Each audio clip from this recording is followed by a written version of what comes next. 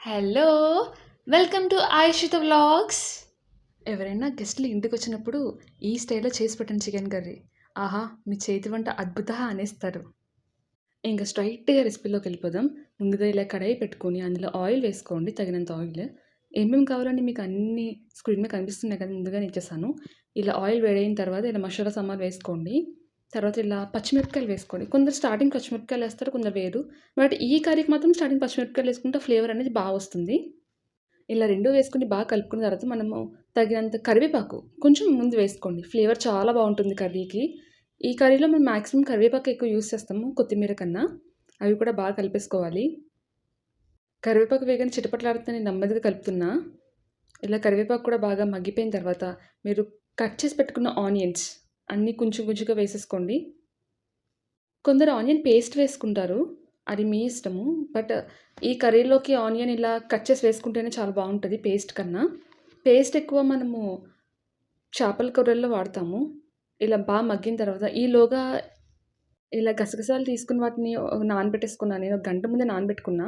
ఇప్పుడు పేస్ట్ చేసుకుంటున్నాను. ఇలా మిక్సీ జార్‌లోకి తీసుకొని కొన్నేమో కొబ్బరి ముక్కలు, పచ్చిమిరపకాయ కలిపి నేను మిక్సీ పట్టుకుంటున్నా. కొంచెమేమో కొత్తిమీర వేసుకున్నా. చూడండి ఇలా ఉల్లిపాయలు మగ్గిన తర్వాత నేను మధ్యలో వేసుకున్నాను జీడిపప్పు. స్టార్టింగ్ వేసుకుంటే కొంచెం బాగా మాడిపోతాయని చెప్పి నేను ఉల్లిపాయలు మగ్గిన తర్వాత ఇలా మధ్యలో వేస్తున్నా. ఇలా కూడా వేగుతాయి. జీడిపప్పు ఇలా కూడా వేగుద్ది. ఇలా అన్నీ కలిపేసి వేగిన తర్వాత బాగా కలుపుకోండి. లేదా మీరు స్టార్టింగ్ వేసుకుంటారంటే స్టార్టింగ్ వేసుకోండి. నేను మాడిపోతాయని చెప్పి ఇలా మధ్యలో వేశాను. ఇలా అన్నీ బాగా కలుపుకోండి. తర్వాత ఇలా మనం కడుక్కొని పెట్టుకున్న చికెన్ ఏదైతే ఉందో అది ఇందులో వేసేసుకోండి. నేను అర కేజీ చికెన్ తీసుకున్నా. ఇలా అల్లం పేస్ట్, కొత్తిమీర వేసుకొని బాగా కలుపుకోండి. మెయిన్ చికెన్‌కి ఇదే కదా! ఇప్పుడు మనం దాన్ని ఉడికించుకుంటాం బాగా. ఈ 2 వేసుకొని బాగా కలుపుకోవాలి. కొబ్బరికాయ అనేది ఎక్కువ వాడొద్దు. ఎందుకంటే మనం ఆల్రెడీ ఇందులో గసగసాల పేస్ట్ వేస్తున్నాం కాబట్టి కొబ్బరికాయ ఎక్కువ వాడొద్దు. నేనిప్పుడు తగినంత ఉప్పు వేసుకున్నా. కొంచెం నీళ్ళు వేసుకున్నా. వేసుకొని బాగా కలుపుకొని మూత పెట్టుకుంటున్నాను. స్టార్టింగ్‌లో మనం చికెన్ బాగా ఉడకబెట్టేసుకుంటాం కదా! పచ్చి స్మెల్ స్మెల్ అంతా పోవాలి బాగా.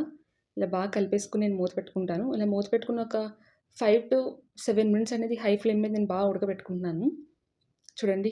అది మొత్తము చికెన్‌లో ఉన్న వాటర్ అంతా బయటకొచ్చేసి చాలా బాగా ఉడికింది అదైతే. ఈ టైంలో నేను గసగసాల పేస్ట్ వేసుకుంటున్నాను. లేదంటే మీరు ముందే వేసుకొని మగ్గబెట్టుకుంటారంటే అది మీ ఇష్టము. నేను ఫస్ట్ చికెన్ మగ్గబెట్టేసుకున్న. తర్వాత ఈ మధ్యలో గసగసాల పేస్ట్ వేసుకొని ఇలా ఒక 5 మినిట్స్ ఇలా నేను బాగా మగ్గబెట్టాను దీన్ని కూడా. ఇందాక తీసుకున్న పేస్ట్‌లో కొత్తిమీర కానీ, పుదీనా కానీ, పచ్చిమిరపకాయలు కానీ ఎక్కువ వేసుకొని చేసుకుంటే అదొక రకమైన కర్రీ అయిపోతుంది. ఇది ఇప్పుడు మనం ఇందులో కొంచెం కారము, గరం మసాలా, సాల్ట్ వేసుకొని బాగా కలుపుకుంటాము. ఇంతేనండి చికెన్ కర్రీస్ అంటే పెద్ద వెరైటీస్ ఏమి ఉండవు. ఇందాక మీకు చూపించిన పేస్ట్‌లోనే 3 రకాలైన కర్రీస్ వచ్చేస్తాయి. అంటే ఎక్కువేసుకొని వాటిని మిక్సీ పట్టుకోవాలి. అంటే గ్రీన్ కలర్‌లో వస్తాయవి. ఇది ఇలా బాగా కలిపేసుకున్న తర్వాత ఒక మూత పెట్టుకున్నాను నేను. అంటే పచ్చివాసన పోవాలి కదా కారము. చూడండి ఇలా కారం పచ్చివాసన పోయే వరకు నేను ఇలా మూత పెట్టుకున్నా. కొంచెం అడుగంటుతుంది కింద. నీళ్ళేం వేయలే కదా! అల్లం పేస్ట్ డైరెక్ట్ కదా ఇది. స్టార్టింగ్ వేసిన దానికన్నా తక్కువ వాటర్ వేస్తున్నాను ఇప్పుడు నేను. స్టార్టింగ్ ఎక్కువ వేసుకుంటాం ఉడకబెట్టుకోవడానికని చెప్పి. ఇప్పుడు గ్రేవీలా దింపుకోవడానికని మనకి ఎంత కావాలంటే అన్ని నీళ్ళు వేసుకోవచ్చు. చాలా ఎక్కువ వాటర్ ఏస్తారు. నేనైతే తక్కువగా ఇలా దగ్గరగా దింపుకుందాం అని చెప్పి తక్కువ వేసుకున్నా. అండ్ ఇప్పుడు కరివేపాకు. ఇది మాత్రం చాలా ఫ్లేవర్ ఇస్తది. కొంచెం కొత్తిమీర. కరివేపాకే వేసుకోండి ఎక్కువ కొత్తిమీర కన్నా. వేసుకొని రెండిటిని బాగా కలిపేసుకోండి. ఇలా బాగా కలిపేసుకొని ఒక 5 మినిట్స్ అనేది మనం మూత పెట్టుకోవాలి. నేనంతా కలుపుకున్న తర్వాత నాకు వాటర్ అనేది సరిపోలేదు. అందుకు నేను ఇంకొంచెం వాటర్ ఎక్స్‌ట్రా యాడ్ చేసుకున్నా. ఈ టైంలోనే సాల్ట్ చూసుకోవాలి. సాల్ట్ చూసుకొని మీరు సరిపోకపోతే ఇంకొంచెం యాడ్ చేసుకొని నాకైతే కరెక్ట్‌గా సరిపోయింది. ఇలా మూత పెట్టుకొని ఒక 5 మినిట్స్ నేను మీడియం ఫ్లేమ్‌లో బాగా మగ్గించుకుంటున్నా. చూడండి. కరెక్ట్‌గా అంటే కరెక్ట్‌గా బాయిల్ అయిపోయింది ఇది. ఆ స్మెల్, ఆ జ్యూసీలా ఉంటది చికెన్ చాలా అంటే చాలా టేస్ట్‌గా వస్తది రెస్టారెంట్ స్టైల్‌లో చికెన్. మీరు కూడా తప్పనిసరిగా ట్రై చేసుకోండి. ఇలాంటి మరిన్ని వీడియోస్ కోసం like, share and subscribe. By by.